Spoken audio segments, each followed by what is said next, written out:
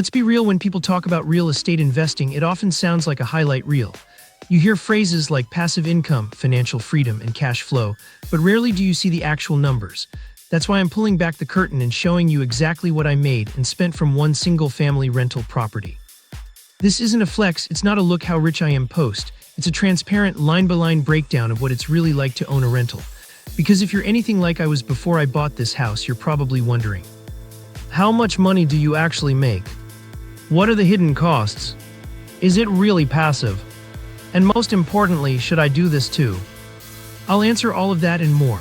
I'll walk you through the purchase, the financing, the renovations, the rent checks, the maintenance calls, and yes, even the months where I barely broke even. This is the story of one house, one tenant, 1 year, one real income report.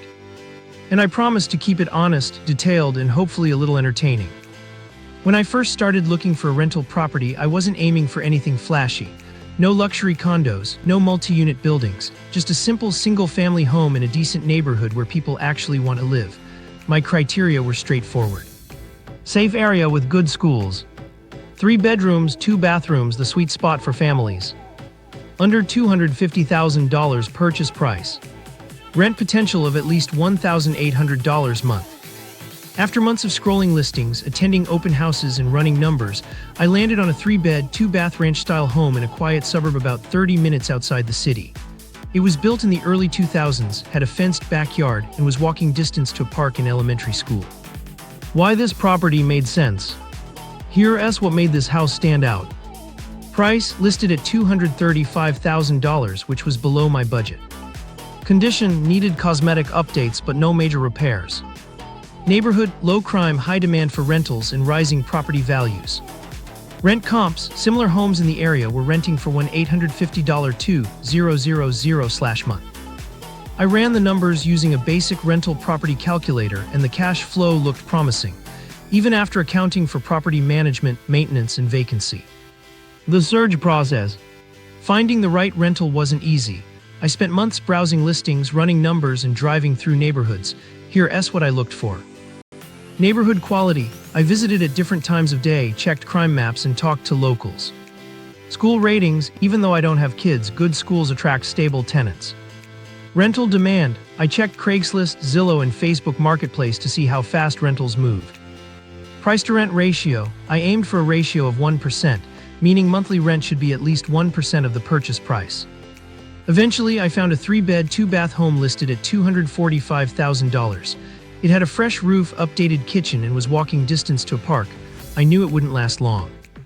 I offered $240,000 and negotiated a $5,000 seller credit for closing costs. Here's how the timeline looked. Offer accepted day 1.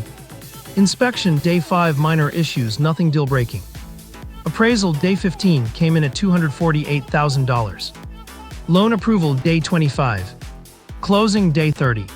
I brought $49,000 to the table for the down payment and closing costs. It was nerve-wracking but exciting. The house was in good shape, but I wanted to make it tenant-proof. Paint neutral colors throughout, $1,200. Locks and security, smart lock plus deadbolts, $300. Landscaping, cleaned up the yard, $500. Appliances, replaced the fridge, $800. Total prep cost, $2,800. I paid this out of pocket, not from the mortgage. I hired a property manager who handled marketing, listed on Zillow, Apartments.com, and local Facebook groups. Applications, 12 applicants in 5 days. Screening, credit score, income verification, rental history. Lease signing, 12-month lease at $1,950 a month. The tenant was a nurse with stable income and great references. She moved in 2 weeks after closing. Let's go deeper into the monthly numbers. Vigs and cost. Mortgage, $960. Taxes, $210. Insurance, $85. Variable cost. Property management, $150. Maintenance reserve, $100. Vacancy reserve, $100. Income. Rent, $1,950. Net cash flow. Profit, $345 a month. Annualized, $4,140 a year. This is after setting aside reserves. If I don't use them, my actual cash flow is higher, but I like to play it safe. Month 3, garbage disposal jammed, $150 fix. Month 8 plumbing leak, $1,200 repair. Month 11 HVAC tune-up, $250. Total maintenance in year 1, $1,600. Reserve fund covered it all, no surprises, no stress. Month 13 tenant moved out for a job transfer I had. 1 month of vacancy. $200 cleaning fee. $150 marketing fee. New tenant moved in at $2,000 month. Slight bump in rent helped offset the turnover cost. Here's how my taxes looked. Rental income, $4,140. Depreciation, $8,909. Mortgage interest, $4,800. Repairs, $1,600. Net taxable income, $0. Thanks to depreciation, I paid almost no tax on my rental income. It's one of the biggest perks of real estate. After 18 months, I had $6,210 in cash flow, $3,000 in equity from loan paydown, $10,000 in appreciation. I refinanced and pulled out $15,000 in equity to help fund my second rental. This is how real estate snowballs. Owning a rental changed how I think about money. Active versus passive income. I realized how powerful passive income is. Time leverage. I earn money while I sleep. Risk management. Real estate isn't risk-free, but it's manageable. Long-term thinking. I'm building wealth, not just chasing cash. Resources that helped me. Books: Rich Dad, Poor Dad, the book on rental property investing. Podcasts: Bigger Pockets, Afford Anything. Tools: Rentometer, Zillow, Cozy, Stessa. These help me learn, analyze deals, and manage the property efficiently. What I'd do differently. Start sooner. I waited too long out of fear. Self-manage first. I could have learned more by managing the first tenant myself. Buy in a cheaper market. My city is pricey. I'm now exploring out-of-state rentals. Advice for new investors. Run your numbers conservatively. Don't skip the inspection. Budget for repairs and vacancies. Treat it like a business. Be patient. Wealth builds slowly. Cash-on-cash return versus ROI versus IRR. Let's break down the metrics that matter. 1. Cash-on-cash return. This measures how much cash you earn compared to how much cash you invested. Formula: annual cash flow, initial cash investment. My numbers: $4,140, $49,000 equals 8.4%. This is solid. Anything above 8% is considered good in residential real estate. 2. ROI, return on investment. This includes appreciation and loan paydown. Appreciation. Loan paydown $3,000. Cash flow $4,140. Total gain. ROI $17,140. $49,000 equals 35%. That's just year 1. Real estate compounds over time. 3. IRR, internal rate of return. This is more complex and accounts for time value of money. I use tools like Stessa or Excel to calculate it. For this property, my IRR is around 12–14%, which beats most index funds.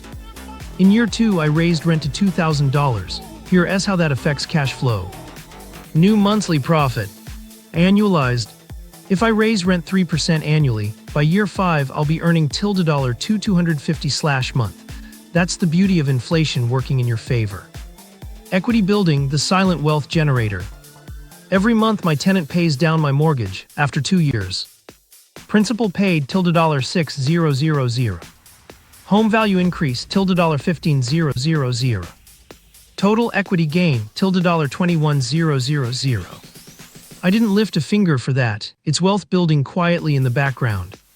Systems I use to stay organized. Here's how I manage everything. Stessa tracks income, expenses, and tax documents. Google Sheets custom cash flow tracker. Property Manager portal handles leases, maintenance, and tenant communication. Dropbox stores inspection reports, receipts, and contracts. Automation is key. I spend less than 1 hour a month managing this property. Mindset from fear to confidence. Before buying, I was terrified. What if the tenant trashes the place? What if I can't find renters? What if the market crashes? But here's what I learned. Most fears are exaggerated. Real estate is forgiving if you buy right. You don't need to be an expert, you need to be consistent. My investment philosophy: I follow a simple framework. 1. Buy below market, look for deals, not perfection. 2. Cash flow first, appreciation is a bonus. 3. Long-term hold, I'm not flipping, I'm building wealth. 4. Leverage wisely, debt is a tool, not a trap. 5. Diversify slowly, one property at a time. Common myths I've debunked. Let's bust some myths. You need a lot of money to start. Not true. I started with $49K and there are ways to start with less. Tenants are nightmares, most are fine if you screen properly. Real estate is risky, so is doing nothing, risk is everywhere. You need to be handy, I'm not, I hire pros. Scaling strategy, what's next? I'm now planning to buy a duplex using equity from this property. Self-manage to learn the ropes. Eventually build a portfolio of 5-10 rentals. Each one adds $300 $500/month in cash flow. That's how you build financial freedom. The 10-year vision. Let's project forward. Year 1 5, add 1 property. Year 6 10, optimize, refinance and scale. Goal $5,000 month in passive income. That's enough to cover basic living expenses and create options, not retirement freedom.